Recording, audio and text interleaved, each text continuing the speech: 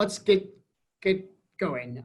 Again, I want to appreciate your time, Liz Klein, principal of Mamaroneck High School. Also, we have here this evening assistant principals Jenny Rodriguez and Lena Carolini Conovo as well. So thank you for joining me this evening. The focus on the high school, and not only to talk about how we're going to see the last few days of the 1920 school year end, but also to really respond to parent questions about the future, thinking about the fall, all the work that is well underway in terms of planning for the fall. I'm going to ask several of you just to give your insights on some of the things you're working on in conjunction with district administration, but also a number of parents and students and staff as well. This is really our focus on planning ahead at a time of uncertainty, is really to bring in all of our stakeholders to understand the multiple perspectives of what has been and how we move forward. I thought we would do three things tonight. One, give you an opportunity just to talk about the finishing the school year and some of the activities, the culminating activities that are about to happen or have just been completed. I'd like to ask to give me some thoughts on lessons learned about remote learning in just the last 3 months through your interactions with students and parents as well as administration. And then finally, to really focus on transition planning, understand what's happened so far as we transition and hope for what I would say is a normal start to the school year, but really to delve into a lot of the strategic planning about different various scenarios that we anticipate that might occur and how we can be ready for that. So with that, I was told to, and I wanted to take a moment to give a shout out to our seniors, our graduating class. I would say this is a resilient group, and really certainly have a lot of appreciation and certainly respect for the challenge of their senior year, and knowing that they have made it through, and certainly we want to honor them in various ways. And so I want to highlight that tomorrow is a very important day and activity, and Liz, give you a chance just to talk about what's scheduled for tomorrow for our seniors. So thanks, Bob. Good evening, everybody. So the month of June is going to be a month of celebration, and there's going to be an email coming from myself and from the PTA. And I think one of the things that we've been receiving a lot of emails from parents and from students about all the ideas that are out there regarding graduation and celebrations. And I have a wonderful committee of students, faculty, and parents who have been working tirelessly to ensure that we do, in these circumstances, celebrate our seniors as best as we can. And some of the things I think that, we've been receiving ideas, and they have happened in smaller school districts, or they've happened in a state where there were 27 deaths from COVID. So we, of course, have to make sure that whatever we do, we're doing it under the guise and the regulations of New York State and Cuomo's regulations. So I know that there's been a lot of question because Governor Murphy has said that you can have an in-person graduation. And so I just want to say to the community that as of now, we have certain plans, but that, depending upon what Governor Cuomo says to us, we will pivot and, if possible, do something in person. So tomorrow we have the car caravan, and we're really, really grateful to the 3 municipalities and the police chiefs who came together to figure out, how do you get 400 students in cars through Mamaroneck and Larchmont? And one of the things we had heard was that students wanted to drive past the elementary schools, but we couldn't have 400 cars driving past every one of the elementary schools. So we really appreciate that they took the time to figure out what the route will be. It's going to be an all-day affair because we did have to break up into the elementary schools, but we're really excited to see the seniors. And we, all of us, and Mr. Washington, who is the 4th assistant principal, who was with me on a Zoom call last night for 11th graders, so he has the night off, we'll all be down there tomorrow to greet you, and then back at the school. And I know that the community is going to come out to cheer you. So that's tomorrow. Next week, we have the distribution of the yearbook. Thank you to Carol Scheffler for putting that together, and to the editors-in-chief who worked really tirelessly on that.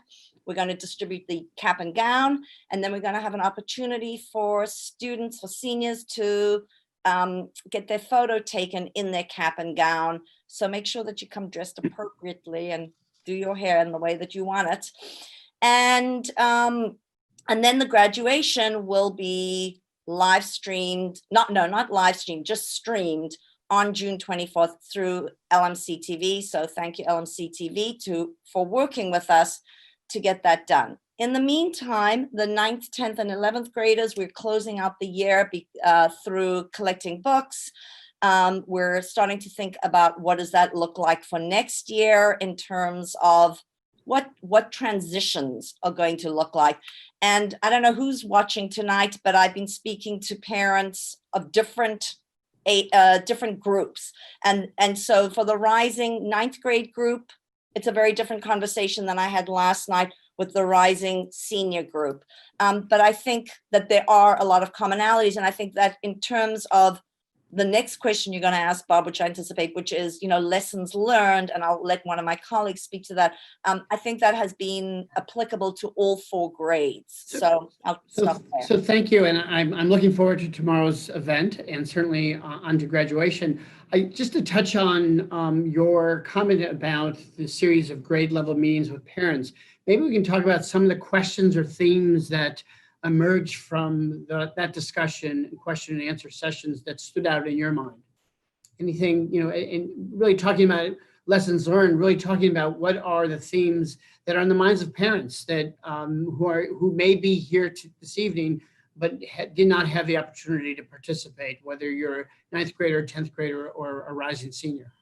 Well, I think, and then I'm going to turn, I don't know who you're asking this question to, but I'll start with one thing that I thought was a common question that we got, which was about synchronistic learning, and why Mamaroneck High School had not done more of that. And what I said to parents was, when I had 130 people on the phone, on the call, very different than the 4 of us right now.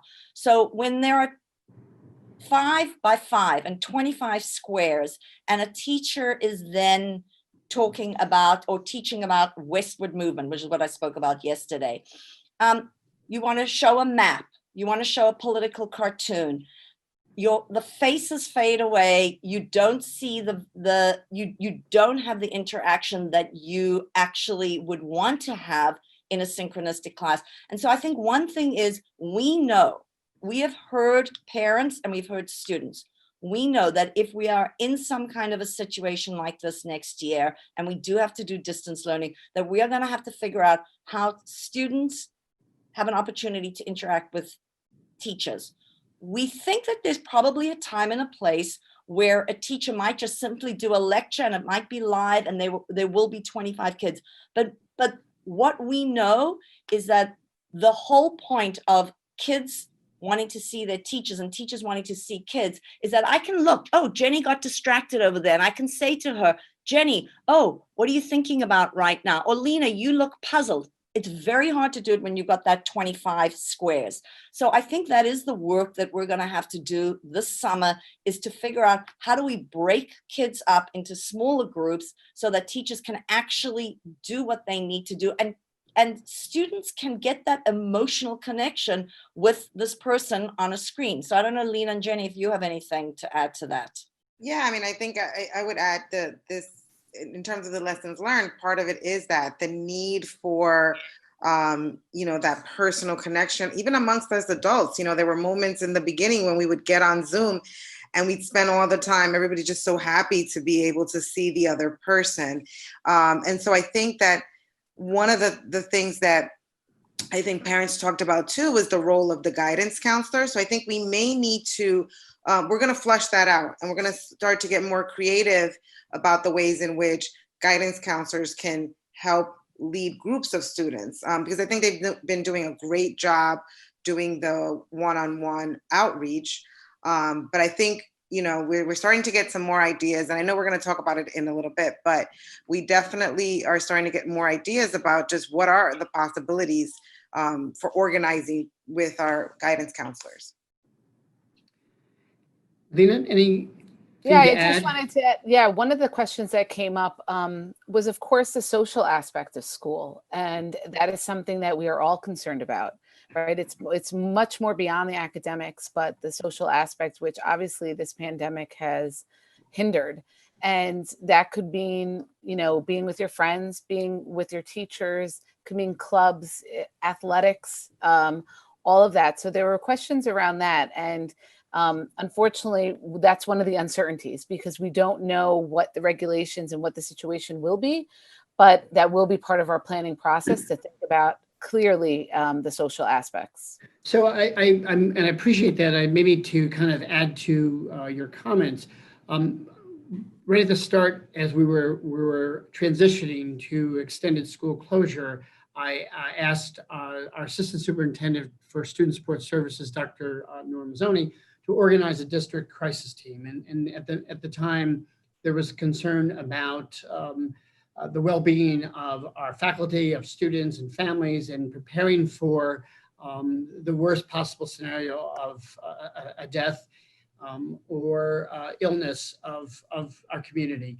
And in time, as we've put in protocols and certainly have organized and prepared for what I would say a range of crises, what we've learned from this is really taking a look at our family structures, our community needs, but also the social emotional well-being of our students, and to think moving forward how we are going to support students in the reentry process. And so what I would want to ask of you is that there's been a lot of conversation about the emotional well-being of our children and of high school students. And we've talked about isolation. We've talked about the need for socialization. What comes to mind as you think about the challenges in your personal interactions with students and families that we need to kind of discuss as a community in order to support these students well now and throughout the summer and when they come back in the fall? Well, I think I could take some of that. One of the aspects that, we're constantly in contact with students, families, obviously the guidance counselor. So the counseling department has been huge in this aspect, the social workers and the psychologists. And there are a lot of students who are struggling and they're reaching out. And I think one of the things that with the time throughout this pandemic that has improved is those interactions like we're having right now. It's not the same as the in-person, but there's something about seeing somebody's face, right? There's something about that connection that's needed. And that's why we further developed that. And so social workers were making those calls, counselors there were office hours that we put into place in the counseling department. And then connecting with our community resources as well, the community counseling center, and any outside agencies that could further help us with this. It has been very helpful, and we'll have to strengthen those relationships as we move forward. I think I would also add that, one of the things that we have seen is that our faculty, right, have reached out in so many different ways. So yes, the counselors, of course, but I was talking to a teacher yesterday who said that she had noticed that a student for 3 days had not submitted any work, and that, and so she picked up the phone and she just reached out to the student, and that one small move, like reset him, but she could tell that like things weren't great. And I mean, all of us, right, are hurting right now from COVID-19 and then from the events that are happening in our country right now. And kids are really having reactions. So just recognizing that we have to have this multi-pronged effort to reach individual students. And in one of the interviews, I know we're going to talk about the D school in a minute, but when we had to conduct this empathy interview, I was very struck by the teacher who I interviewed, who said to me, the thing is, that there are people behind those screens. And that's the thing. And how do we reach them? Thank you. I mean, I appreciate that. And we recognize that we have well over 3,300 families, and that each and every family is in some ways struggling with a multitude of issues. And I say that whether it's the adjusting to having parents at home working, or students being essential workers for as part of their family structure, the struggle to in some ways support families and children going through the learning process at home, the social issues, and so on and so forth. So it is important for us, obviously, to work closely with our community groups and organizations, but really to identify the trends and understand what we see broadly, but yet attend to each and every child and meet the needs of families going forward. We know that this is going to be with us for the long term relative to, I think, the challenges and struggles that our community faces and individual families face. And so we have to be mindful of putting the emotional and social and health of our families at the forefront, in addition to the academics as well. So I appreciate that.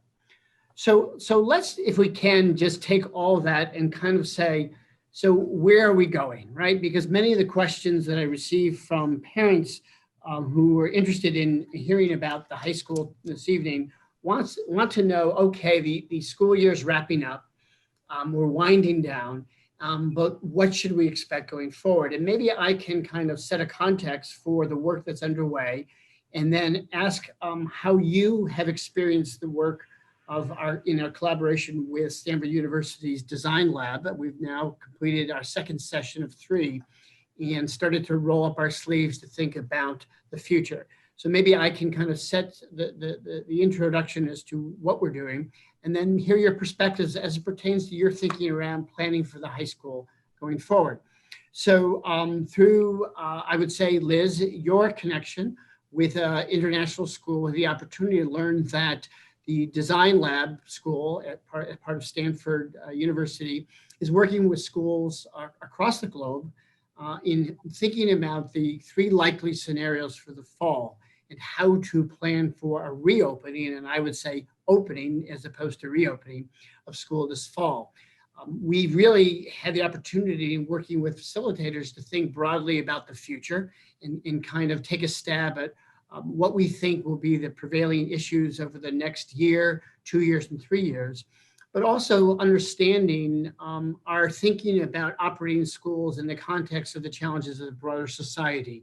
Will the COVID come back in the fall and beyond, and force us to think differently about how we can operate?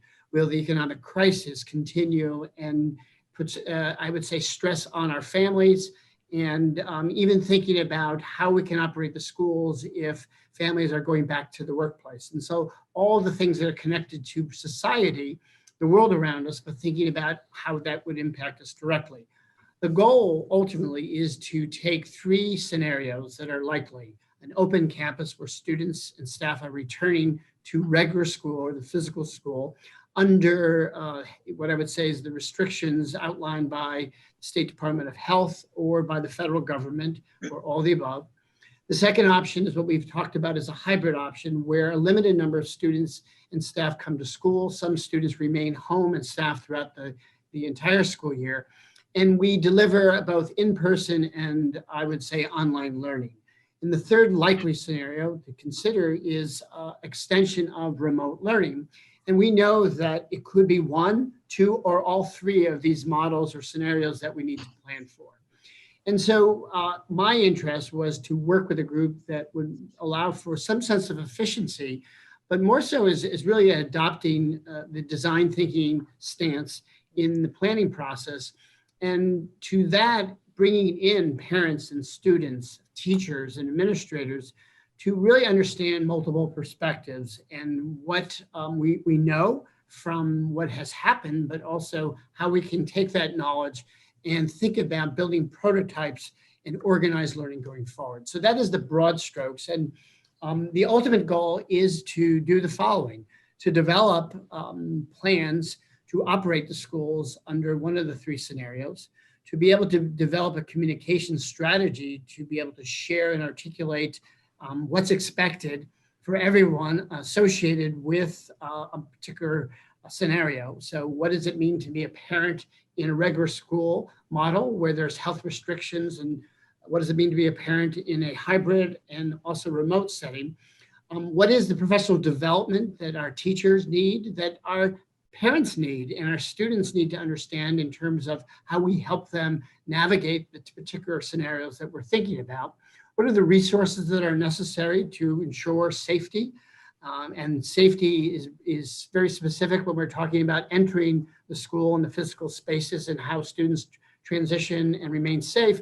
But safety it certainly has another meaning or definition when we're talking about remote learning and navigating online learning as well. So it's really thinking about all the major categories, building the plans, testing those plans well in advance, and then understanding what the state is going to tell us we need to adhere to, and making sure we're prepared for that. And when you step back and think about it, it's daunting, right? It's very difficult to say, how are we going to do this work? And that is on the minds of our parents. But maybe we can talk about from your perspectives thus far, and then I can ask some specific questions from parents, how this is going and what you've come to realize through 2 sessions of strategic planning thus far in collaboration with the design lab. So any comments and thoughts? I can start. What I've come to realize is that the word you used is daunting, that this is a daunting task. And it's not as if Friday was the first time any of us started thinking about this. You know, for the last, I'd say 5 weeks, we've been batting around ideas. And one of the things the design school does is it tells you to stop saying but. So you go down a scenario and then you say, but we can't fit that number of students into that room. But what will happen when they get to the overpass? So the whole purpose of the design thinking is to open your thinking and to keep on thinking about different types of ideas and to really be open. So that's really been an exercise in, I'd say for me personally, that's been hard because I know what it means when I have 1,700 kids in the school, and I've watched kids walking up to the school without masks on, and all I can think of is, oh my goodness, what is that going to look like in September when I've got maybe half of them coming in, or 1,700 coming in. So that's really important. But I think that, you know, I think that we were all in different scenarios. I was in the group that was asked to think about an open campus, which is not open in the way that we call it, but it just means we would be returning to school. And so that's useful, right? Is to think about some normalcy. What would that look like? And beginning to think about, well, what would that mean for a schedule? And how would we manage students? And I know that some of the questions I received in some of the other meetings, and that's on this list as well, is, you know, could teachers move? So that's one thing we're looking at.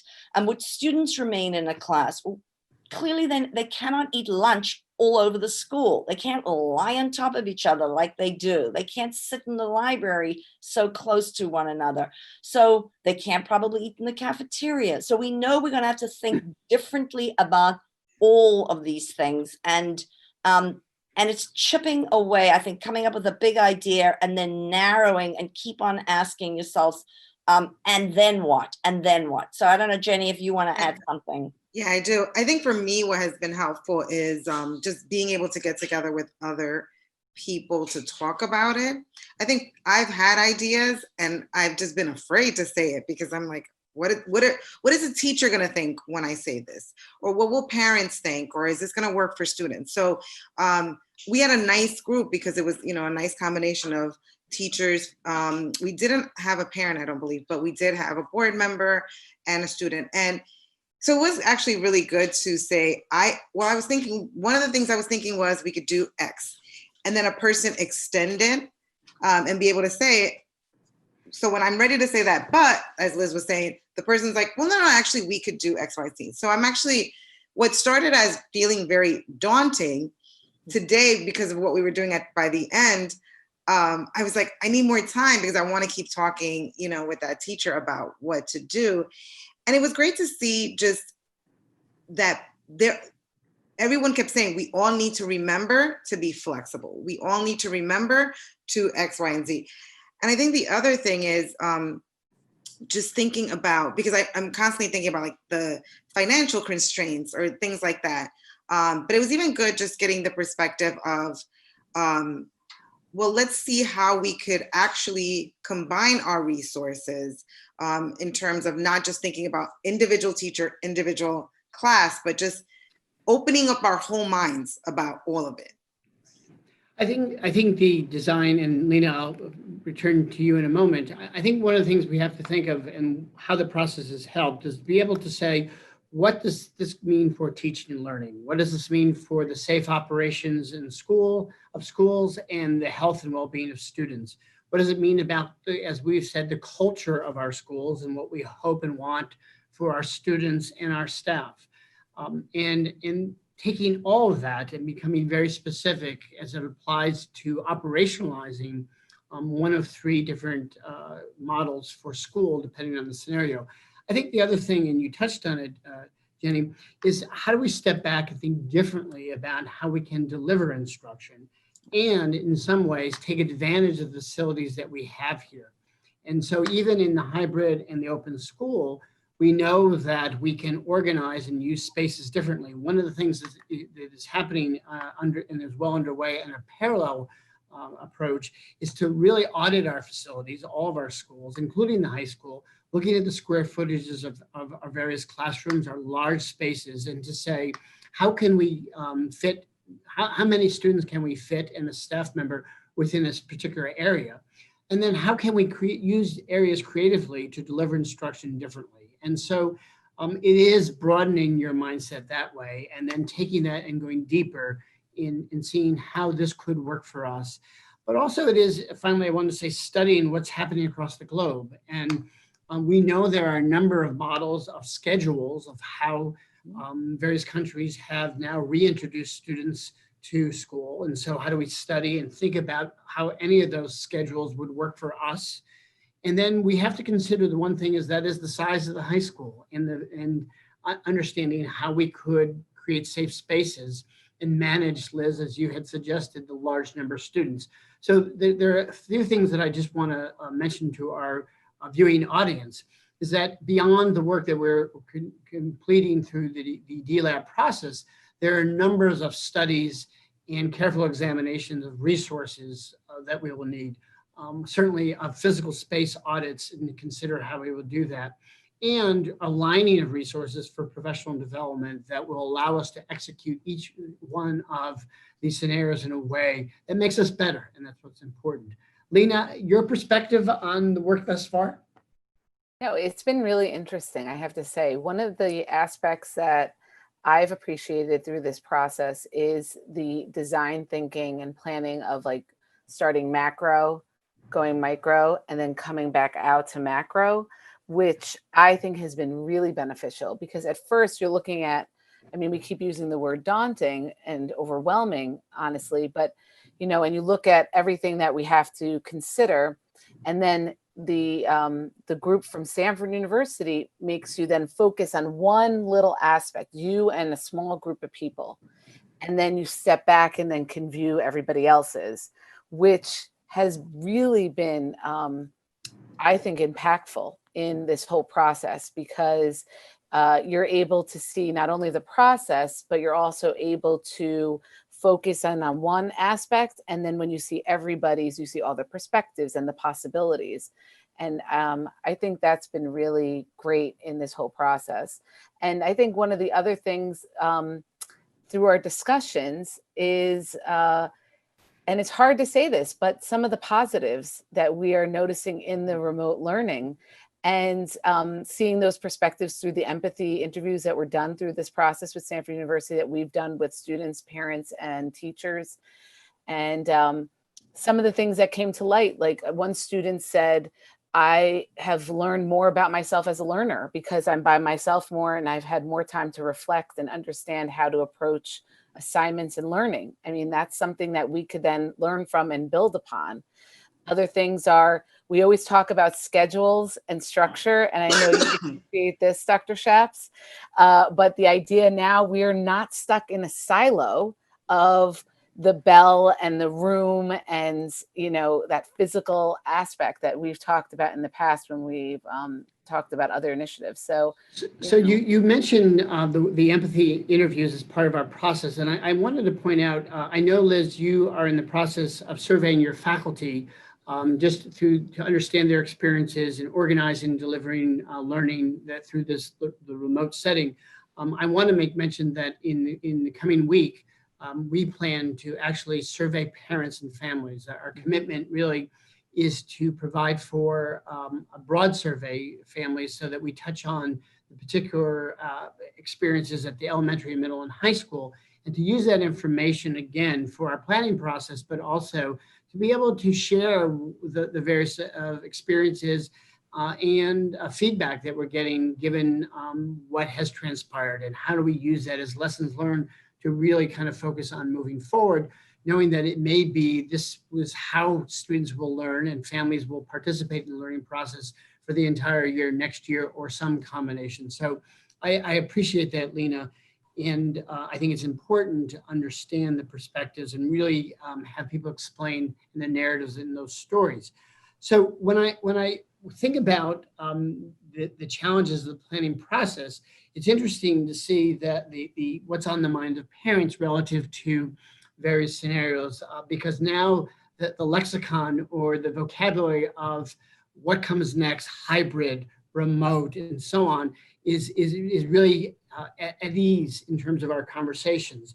And so there are a lot of questions about what classes would be, by parents, would be more inclined for physical learning versus remote learning. How will we organize subjects for students? Will some students be able to accelerate versus remain the same? What about juniors and thinking about the college process and seniors and how we can support them and all the challenges? So I guess my question to you as the building administrators, how are we going to help in some ways parents and students kind of work through the myriad of kind of challenges or thinking when what they typically expect and anticipate may be completely different? And we talk about and the sense of agency, but agentive of kind of characteristics in our students. What is that you think of when we think of all the things we need to consider for the experience of our students and how we'll help them through this and organize structures to help as well? So I just think that's a very interesting question, and it's almost maybe an existential question, because it's really getting to the heart of where we are as a country and the world. So, you know, to sort of segue, one of the questions we've been getting a lot, all of us, is how will you make sure that my child is caught up? And what I'm saying in response to that is, caught up to whom? 80% of the world schools have been closed. So we're not catching up to Harrison or Scarsdale, because they too had their schools closed. So we are all going to be facing similar situations as we return, whatever that looks like in September, to school. So whether it means that we're going to need to reteach certain things, whether it means the College Board is going to have to change what they include on SATs, whether it means, Jenny's nodding because her sister is a dean at a university, and they're looking at, well, what does that mean for our freshmen entering into our university? So I think one thing is, I think we're pretty certain that people are going to need to be flexible. We're going to need to be flexible.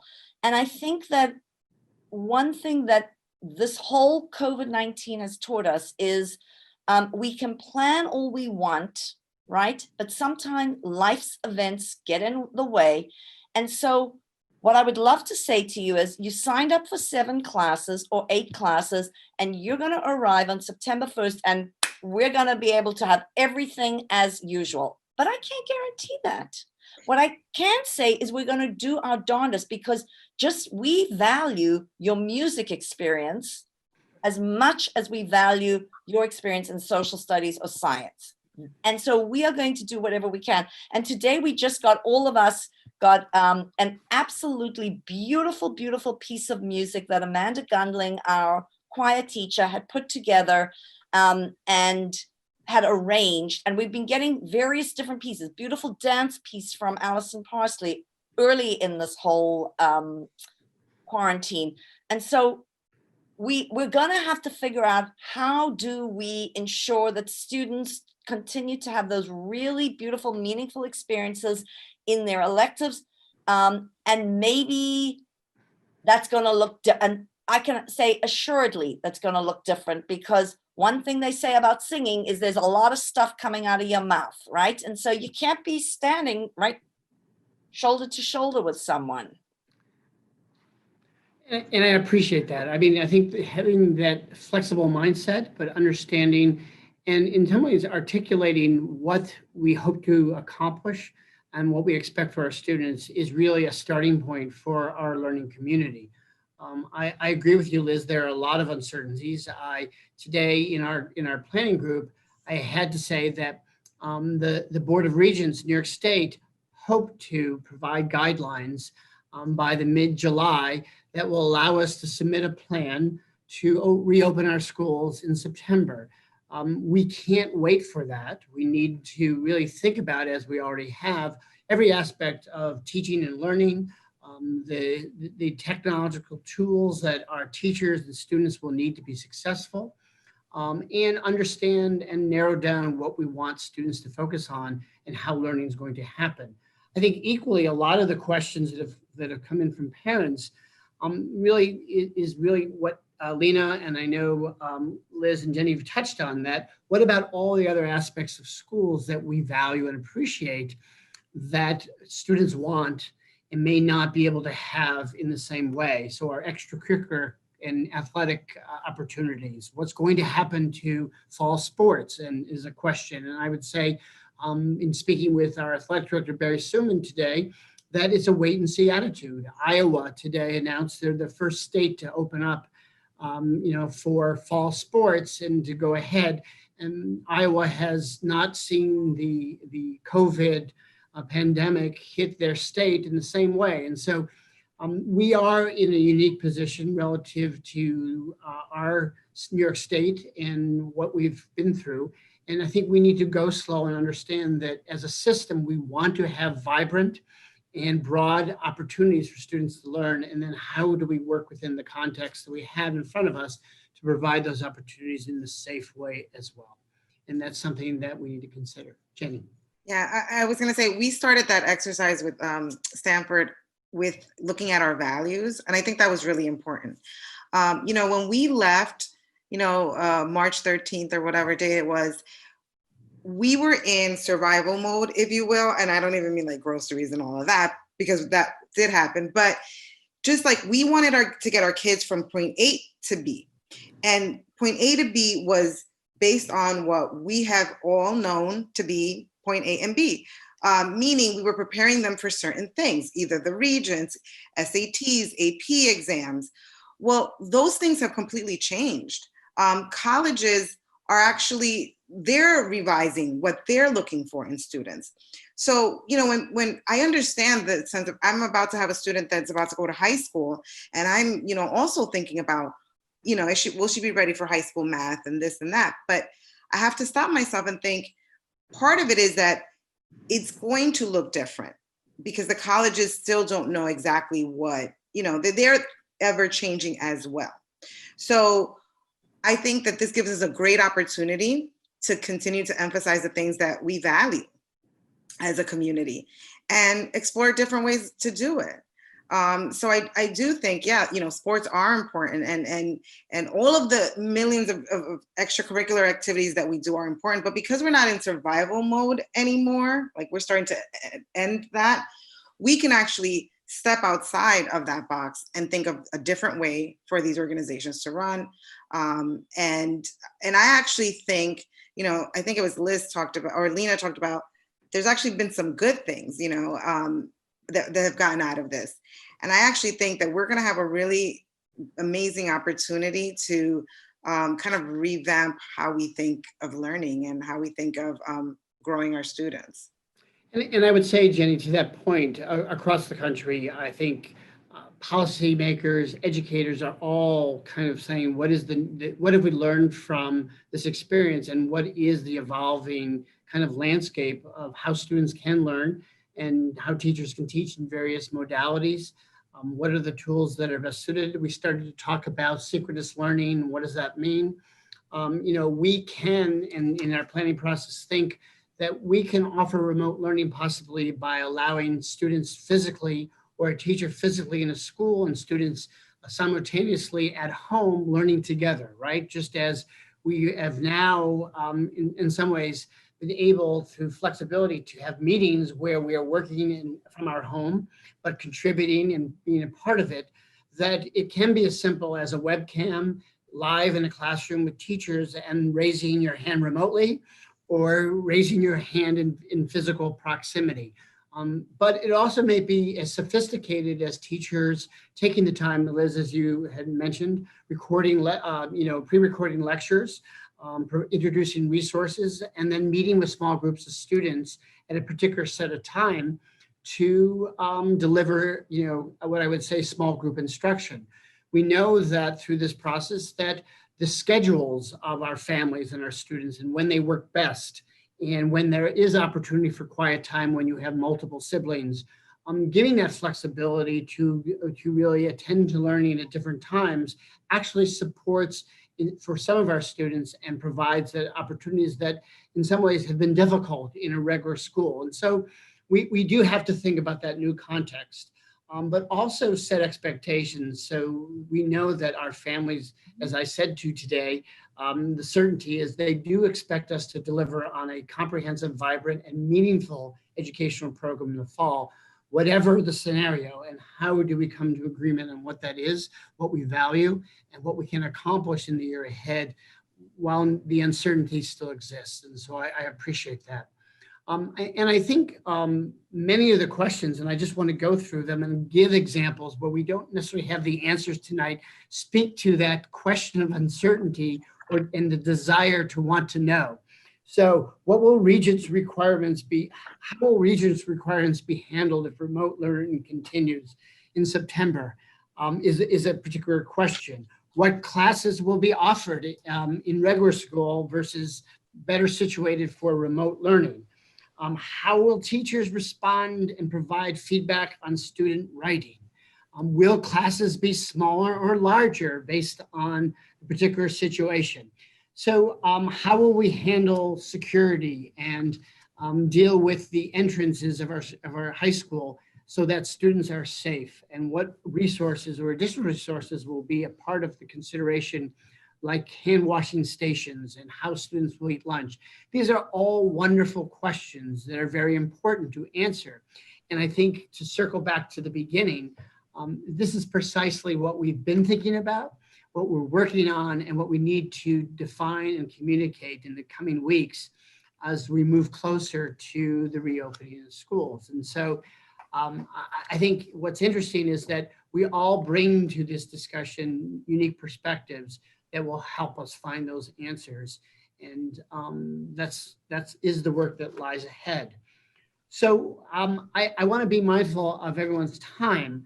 And so as you now think about the end of the year, maybe we can touch on what you hope for our entering ninth grade students, what you kind of think about for our rising seniors.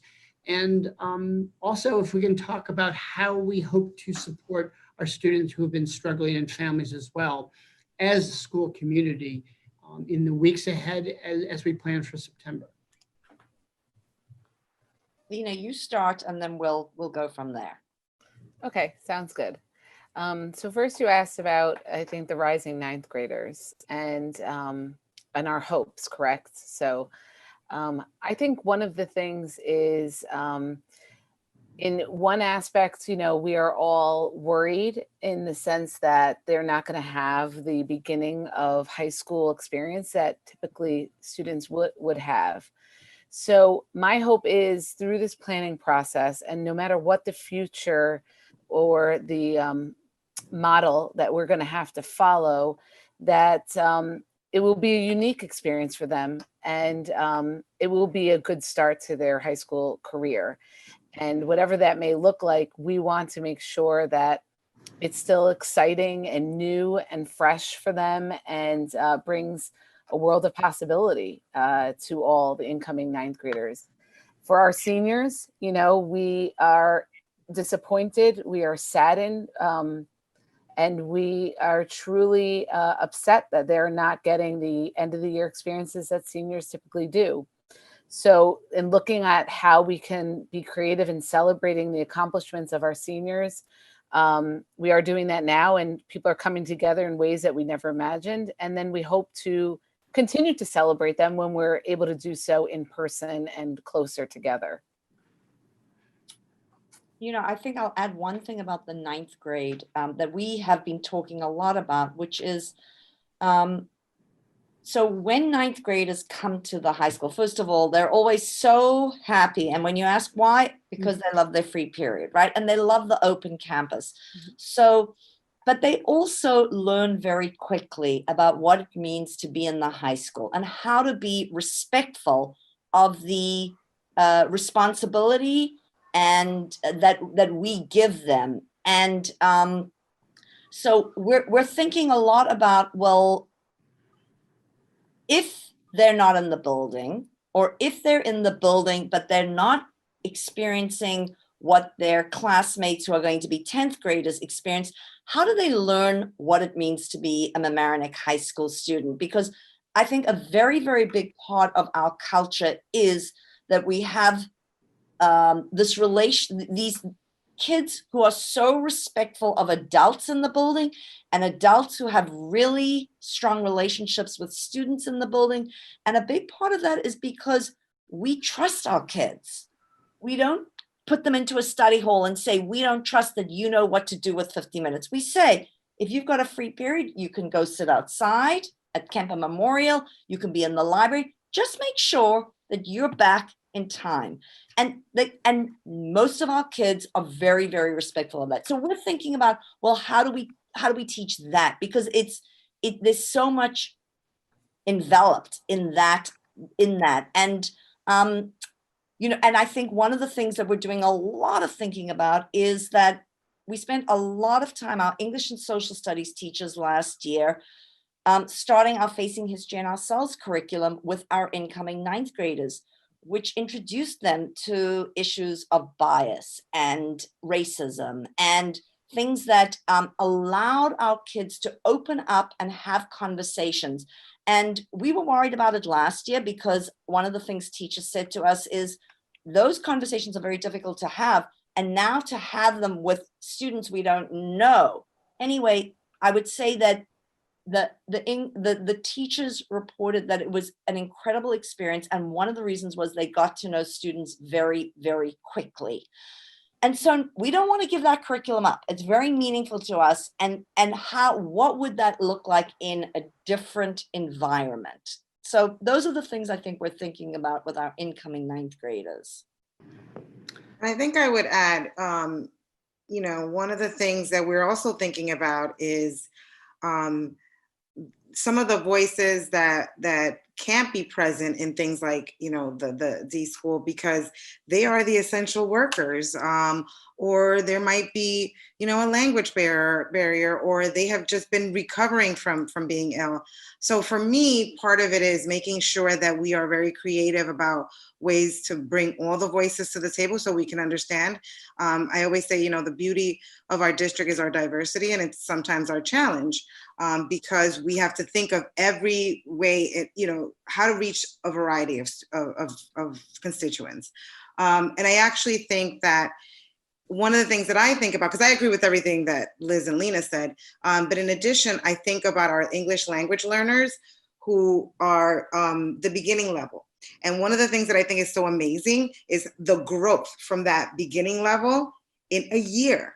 You know, as somebody who was an English language learner myself, I'm amazed at that progress. But part of it is that they're in environments with non-Spanish speaking people, or predominantly English speaking people. So that allows them to develop their language quicker.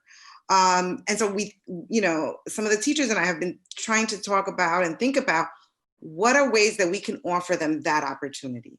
And for them, getting them to know, what it's like to be in this country, in Mamaroneck, when they're actually just in their house, So I think that that's, for me, one of the things that I have on my mind. And in meeting the needs of all students, I know that through our planning discussions, understanding the needs of students under special ed and in special programs, and the challenges of remote learning and not being able to, through the social part of learning, create the environments that students need that aren't necessarily there in remote learning. Well, I think, done a phenomenal job of adapting to and providing continuity of instruction, is understanding, as we think of the scenarios, to your point, Jenny, those individual needs of students and how to create what I would say vibrant and supportive learning environments in, whether it's remote learning or a hybrid or having students come back. And it really is thinking of basic safety needs and how students, if they have to have the ability to maintain wearing masks, it's about, having students in close proximity, but creating the conditions that they can thrive and work well. So there's a lot of work ahead. I think what I appreciate about your perspectives and your effort is that there's a lot of thought going into September and beyond. We will use the next few weeks to really focus on the lessons learned as we lean forward and lean into the sense of uncertainty by really building in the context that is aligned to our values, to the values of the high school, to, as you've all articulated quite well, what we think is important for our students when they leave us and move beyond into the broader world. And that is clear in our minds. I know it's clear in our faculty and staff and our learning community. And how do we make that happen in the near term as we look to return to normal, whatever normal is, but take advantage of the creative spirit that has come forward and to meet the demands of the here and now. And so with that, I'd say thank you for your efforts. I know we've kind of touched on a lot of subjects. I think, though, ending the year and the positiveness of graduation and hoping for a great start is what we're all want for our community and certainly for our high school students. And I would say it is our commitment in the coming weeks and over the next several months to provide consistent communication about what you're thinking, what we're working on, and what to expect moving forward. And whereas tonight we may not have been able to answer a lot of questions, very thoughtful questions about the future, rest assured we are working hard to make that future happen. So thank you for your time. I would say for those parents watching this evening, if you have follow-up questions or things that are in your mind, please send an email and we'll continue to respond in the coming weeks. Good luck to our seniors tomorrow. I will be out there waving and cheering, social distancing, but certainly appreciating their success and honoring this pivotal moment in their lives as well. And I know you'll be out there to join me. So thank you very much. Okay, good night. Thank you. Have a wonderful evening and thank you for your time. I appreciated our conversation. Thank you. Thank you. Good night, everyone.